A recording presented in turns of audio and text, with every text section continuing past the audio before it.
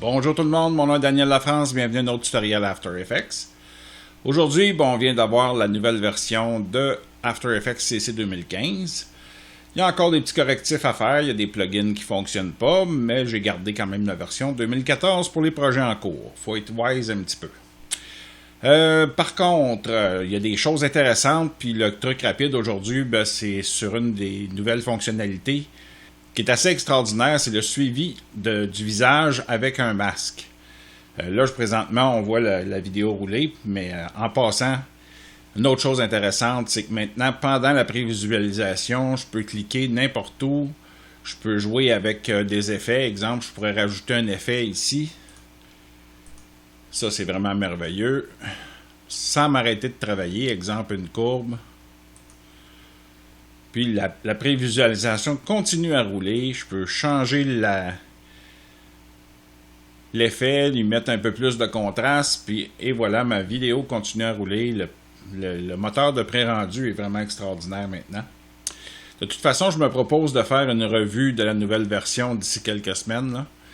Puis je vous annonce en primeur, ceux qui écoutez ce tutoriel-là, que je vais faire des tutoriels pour débutants avec la version CC 2015.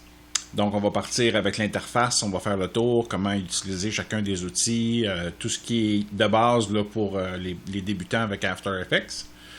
Donc ceux qui ne sont pas abonnés à Creative Cloud puis qui désirent obtenir toutes les nouvelles fonctionnalités, ça serait le temps de vous inscrire.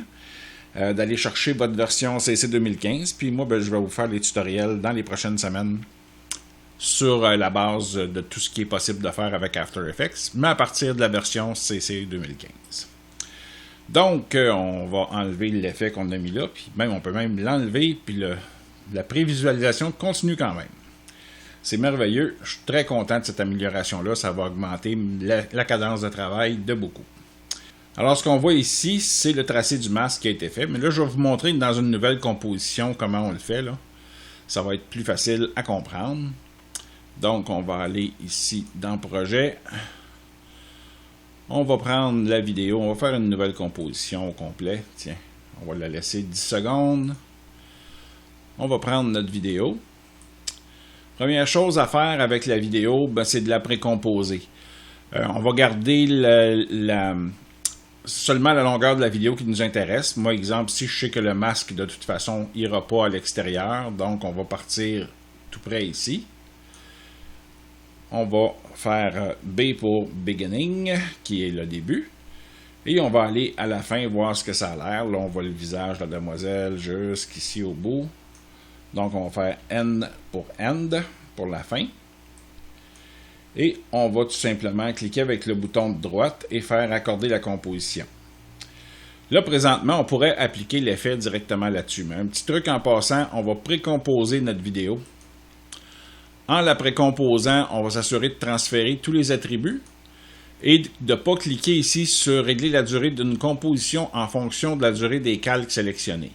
Donc, en ne cliquant pas ça, ce que ça fait, c'est que ça coupe mon calque à la longueur sélectionnée. Donc, il n'y a pas de calcul qui est fait sur les bouts qu'on ne se sert pas. Donc, c'est assez, ça augmente encore la vitesse de travail pour le rendu, etc. Fait que là, on voit, j'ai ma vidéo ici qui est dedans. Si je voulais mettre des exemples, l'autre avantage de précomposer, c'est que si j'ouvre ma précomposition, disons que je n'aurais pas assez de contraste pour faire le suivi, je pourrais ajouter du contraste puis retourner dans ma composition principale, puis After Effects ne travaillerait pas par-dessus un effet, mais sur un effet déjà installé sur la précomposition, que lui voit comme un métrage normal.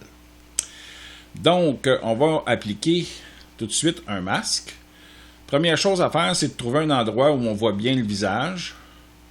Disons environ ici, où il n'y a pas trop de flou dans le mouvement. Et on va prendre notre masque ovale et on va venir créer un masque autour du visage ici. Tout simplement comme ça. Puis on a deux contrôles qu'on peut utiliser au moment où notre fenêtre de suivi va sortir. On peut choisir ici le contour uniquement, ce qu'on va faire maintenant. Puis on va faire ensuite le contour suivi du visage avec les traits détaillés. Donc si je fais en avant ici, il va positionner le masque lui-même autour du visage. Il va détecter les contours. Et il va faire son petit travail. Puis on va revenir en arrière ici. Puis on va faire le retour en arrière. Et là, on voit que le masque suit très bien, même si les contrastes sont quand même suffisants, là, mais même s'il y avait un peu moins de contraste, il y a un peu de flou et le masque décroche pratiquement pas. C'est vraiment là, extraordinaire. Quand on fait un masque avec un contour seulement comme ça, l'idéal, ce qu'on a besoin de faire généralement, c'est d'appliquer un effet seulement sur le visage. On va prendre un exemple ici. Si je décide d'appliquer un effet, exemple une courbe, pour modifier la couleur du visage, disons que je voudrais qu'elle ait un petit peu plus de teint de rouge, ben, je vais lui donner un petit peu plus de rouge, pas trop dans les tons pâles, un petit peu plus dans le foncé, non, le contraire, tiens. On va mettre un peu moins dans le foncé et un petit peu plus dans le pâle. Là, ce qu'on va faire, c'est que dans notre effet, on va aller à courbe et l'option de composition, on va tout simplement faire plus pour que l'effet soit appliqué seulement sur le masque. Et là, ce qu'on voit, c'est que j'ai ajusté la couleur seulement du visage. Là, si j'enlève l'effet, on va le voir tout de suite. J'ai mis un petit peu plus de rouge au visage, donc elle a l'air un petit peu plus en santé. Et là, ce qu'on fait, c'est que on va aller dans les options du masque et on va tout simplement donner un petit peu de contour progressif, là, une trentaine de pixels, juste pour mettre ça moins rigide autour. Et là, si on regarde la correction, ben, elle est parfaite. On n'a pas besoin de retoucher. Ça suit le visage tout le long. On n'a pas d'autre travail à faire que tout simplement apprécier ce qu'on voit à l'écran. L'autre façon de l'utiliser, bien, on va retourner dans notre projet. On va ouvrir une nouvelle composition encore une fois. Au lieu de prendre la vidéo, je vais prendre la vidéo qui est déjà précomposée. Là, ça va aller plus vite un petit peu. On va aller à la fin ici. On va ramener notre zone de travail et on va tout simplement faire raccorder la composition. Et on a notre même vidéo qui est prête à avoir un deuxième effet dessus. Donc ici, ce qu'on va faire, c'est qu'on va faire un masque. La même chose, on va trouver l'endroit où le visage est le plus net et le plus de face possible. On va créer notre masque autour. On n'est pas obligé de créer un masque détaillé, c'est ça qui est plaisant, là. On fait simplement un masque ovale autour et le logiciel fait le travail. On va aller changer pour le suivi de visage détaillé et on va tout simplement partir ça par en avant. Et là, ce qu'on voit, il y a des points qui sont ajoutés en haut, en bas de la bouche, à chaque coin, pour le nez, le centre des yeux, pour le coin de chaque œil et la pupille, et pour les sourcils. Ça, à quoi ça va servir? Ça va servir si on veut animer, exemple, je ne sais pas moi, des lunettes. On voudrait ajouter des lunettes à notre sujet. Mais on pourrait le faire en se servant des points fixes qu'il y a autour de son visage. On voudrait ajouter une bouche ou n'importe quoi d'autre à son visage, un masque. On pourrait le faire, puis ça tiendrait là en place. Et ce à quoi ça va servir le plus, c'est dans la nouvelle fonction qu'on va parler dans des prochains tutoriels.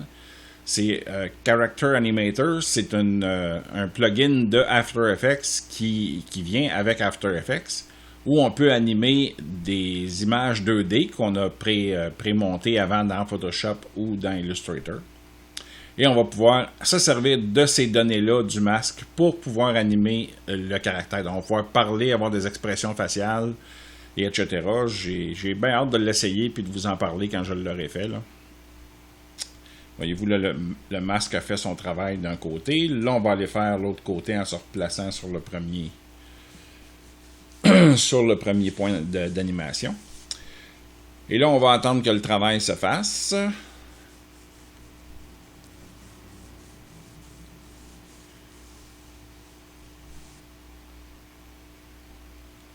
Voilà, c'est presque terminé. C'est quand même un petit peu plus long là, au niveau du calcul parce qu'il y a beaucoup de points à calculer, mais comme on peut voir ici, là, les points qui suivent les yeux, le nez, la bouche sont au bon endroit. Si les pupilles bougent, les points vont bouger. On le voit ici un petit peu, là. C'est vraiment extraordinaire pour pouvoir faire toutes sortes de choses. Puis on voit ici, dans les points de suivi, ils sont tous identifiés, l'œil gauche, l'œil droit, le nez, la bouche, joue et menton. Donc, si on veut animer un caractère ensuite avec des expressions faciales, ça va être assez facile de se servir de ces données-là. Et on peut se servir de ces données-là pour accrocher n'importe quoi après son visage. Ça peut être des fausses lunettes, fausses moustaches ou ce qu'on voudra. Elle ne serait pas très belle avec une moustache en passant. Donc, ça vous donne une idée de l'aperçu. Là, on a, comme c'est un effet déjà qui est mis dessus, tout ce qu'on a à faire, c'est cliquer sur plus ici pour que le masque soit appliqué seulement sur l'effet. Et encore là, la même chose, la prévisualisation est très rapide. Il y a des choses aussi qui ont changé en prévisualisation. Là, quand je vais faire la revue du logiciel, on va pouvoir en parler plus en détail. Alors, c'est tout pour aujourd'hui. J'espère que le truc rapide vous a plu, que ça vous a mis l'eau à la bouche un petit peu pour aller chercher la nouvelle version de After Effects CC 2015. Par contre, si vous possédez déjà 2014, je vous suggère au moment de l'installation, on a l'option de garder les anciennes versions. Si vous avez de la place sur votre disque dur, ben gardez-les. Sinon, ben, vous pouvez la réinstaller en choisissant les versions antérieures là, sur Creative Cloud. Donc, c'est tout pour aujourd'hui. Si vous avez aimé la vidéo, ben, laissez-moi un pouce en l'air. Puis, si vous avez envie de la partager, ben, gênez-vous pas, partagez-la pour que j'ai encore plus d'abonnés et plus de motivation encore à vous faire des tutoriels de plus en plus complets sur After Effects. Merci, bonne semaine et à vendredi.